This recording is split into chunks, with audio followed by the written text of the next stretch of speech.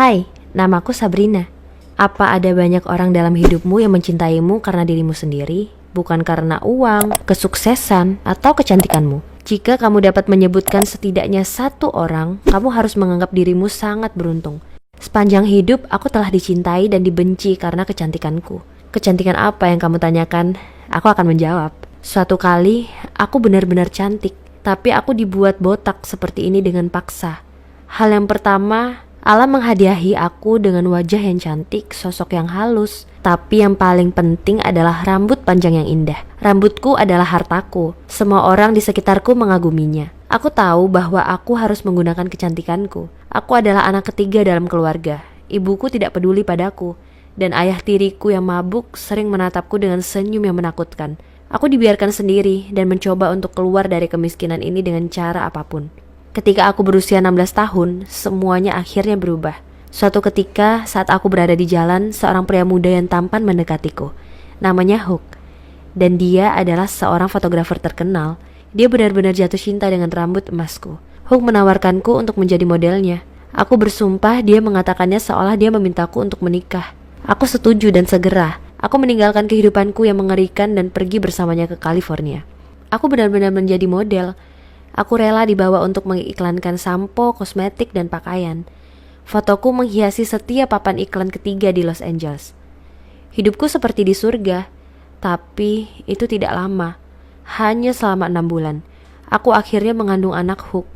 Aku memiliki seorang putri yang hampir secantik aku. Setelah beberapa minggu ketika aku pulang dari klinik, Hook meninggalkanku. Dia berkata bahwa dia ingin sendiri dan ingin menjadi ibu dari putri kami. Ternyata dia selama ini diam-diam gay dan sudah lama berkencan dengan cowok. Dia telah merayuku hanya agar dia dan kekasihnya dapat memiliki anak yang benar-benar cantik. Dia menawari aku $200,000 untuk meninggalkan putriku bersamanya dan aku setuju. Apa yang harus aku lakukan jika aku hidup di jalanan tanpa uang dengan anak kecil di tanganku? Beberapa bulan kemudian aku bertemu Matt, seorang produser teater. Rambutku membuat kesan padanya bahwa dia tidak ragu untuk memberiku peran Rapunzel dalam penampilan barunya. Kami bekerja bersama dan Matt jatuh cinta kepadaku. Dia benar-benar jatuh cinta. Dia melamar aku dan aku menjawab ya. Hanya 2 bulan setelah pernikahan, aku mengetahui bahwa aku hamil lagi. Matt sangat senang sampai dia benar-benar menggendongku di lengannya. Kami punya anak perempuan, tapi sayangnya dia lebih mirip suamiku daripada aku. Matt masih terobsesi denganku dan dia menjadi iri. Dia ingin aku hanya duduk di rumah saat aku hamil. Dia mengambil artis lain untuk peran Rapunzel, tapi aku tidak ingin hanya tinggal di rumah. Aku memimpikan karir yang cemerlang. Ketika bayi sudah agak besar, aku mulai berakting dalam serial yang sedikit diketahui.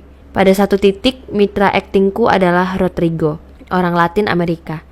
Dia sangat karismatik dan bersemangat, sehingga aku tidak bisa tidak berselingkuh dengannya. Aku dengan cepat menyesalinya, tapi sudah terlambat. Aku hamil lagi kali ini, tapi bukan dengan suamiku. Aku tidak mengetahuinya saat ini dan diam-diam takut akan yang terburuk. Kemudian putri ketiga aku lahir. Matt segera menyadari bahwa aku telah berselingkuh. Lagi pula bayi itu mirip dengan ayahnya dengan ciri-ciri khas Amerika Latin. Aku mulai membuat semua alasan. Maafkan aku, Matthew. Rodrigo memberitahuku bahwa dia telah jatuh cinta dengan rambut keemasanku. Dia memberiku begitu banyak pujian. Aku hanya tidak bisa menolak. Namun yang mengejutkan, itu berhasil. Matt, dia tenang dan diam-diam dia pergi. Dengan tenang aku kembali dengan membawa bayinya pulang. Aku pikir suamiku telah memaafkanku. Betapa naifnya aku. Keesokan paginya, aku bangun dan merasa aneh. Aku melihat ke cermin, aku benar-benar botak, bahkan tidak ada alis yang tersisa. Pada saat itu, Matthew masuk ke kamar dengan gunting di satu tangan dan rambutku di tangan lainnya. Aku sangat marah dan siap untuk memukulnya, tapi dia menghentikanku. Dia mengatakan bahwa jika aku ingin tinggal di rumahnya, aku harus berada di dekat anak-anak. Aku harus menjadi jelek sehingga tidak seorang pun pria akan melihatku. Kalau tidak, dia akan menempatkanku di jalan, tidak punya uang dan memastikan bahwa aku tidak akan pernah bisa bekerja lagi. Aku bahkan tidak bisa membayangkan bahwa suamiku bisa menjadi kejam seperti itu. Dengan enggan aku menyetujui persyaratannya. Tapi ini belum berakhir. Matt membuatku duduk di rumah sepanjang hari dan aku benar-benar tidak ingin keluar seperti ini. Namun, suatu hari seorang tukang kebun bernama Cow datang ke rumah. Suamiku menyewanya untuk merawat taman kami yang indah. Kau tahu, kau menatapku, bahkan aku yang jelek, dengan mata penuh kasih sehingga aku tidak bisa menolak.